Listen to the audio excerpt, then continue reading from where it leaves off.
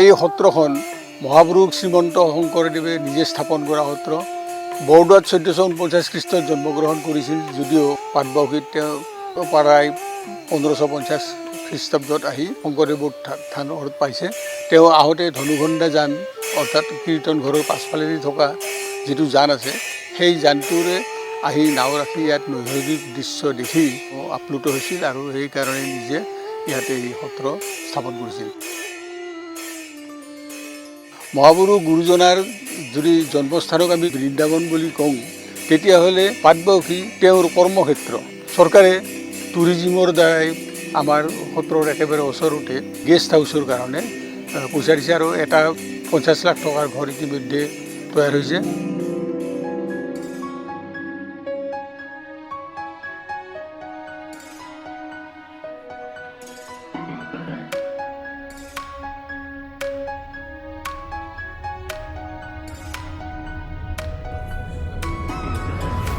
গুৰুজনাই নিজ হাতে লিখা 14খন শাস্ত্ৰৰ সম্পূৰ্ণ বাকীৰ অংশ হৈ আছে আৰু সেইখিনি আমি বৰ্তমান গ্লাছৰ বক্স এটাত ৰাখিছোঁ।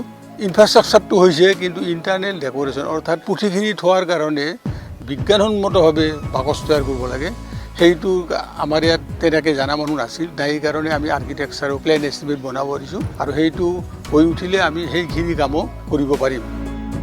তাৰোপৰি মহাৰাজ নৰনাৰায়ণৰ দিনৰ পৰাই বিভিন্ন ভক্তই যিবিলাকত তেওঁলোকে নাম নিলিখেও তেওঁলোকে দিয়া কিছুমান বস্তু আছে। গুৰুজনাই বহি টেবুলৰ দৰে ব্যৱহাৰ কৰি শাস্ত্ৰ লিখা কাঠৰ পীঠ আছে, তেনেকৈ প্ৰসাদৰ কাৰণে কাঠৰ চৰি আছে, কিন্তু সেইবিলাক আজি 500 বছৰ পিছত কিবা কৰি তাক সংৰক্ষণ কৰি ৰখা হৈছে, কাৰণ আমি তাৰ যিটো অৱয়ব সেই অৱয়ৱটো ৰং চং দি নষ্ট কৰিব বিচৰা নাই।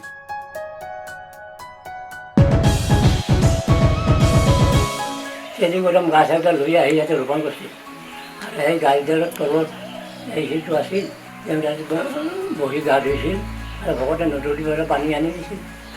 তাৰপিছত আমি এইখিনি সংৰক্ষণ কৰি এই গা ধোৱা সেইটো ইয়াকে লৈ আহিছোঁ। বৰ্তমানৰ চৰকাৰে চিফ মিনিষ্টাৰৰ ফালৰ পৰা চিফ মিনিষ্টাৰক আমি লগ ধৰোঁতে তেওঁ আমাক এই মিউজিয়াম তৈয়াৰ কৰাৰ কাৰণে কথাটো আমি কৈছিলোঁ আৰু তেওঁ আমাৰ ইয়াৰ সত্ৰত 2018 চনৰ 27 অক্টোবৰত আহি আমাৰ ইয়াত মঞ্চত তেওঁ ঘোষণা কৰিছিল যে 50 লাখ টকা তেওঁ দিব আৰু সেইমতে তেওঁ এইটো দিছে। তাৰোপৰি অসম দৰ্শনত আমাক 10 লাখ টকা দিছে আৰু এই 10 লাখ টকাৰে আমি এটা জিৰণি চৰা ঘৰ আৰম্ভ কৰিছোঁ।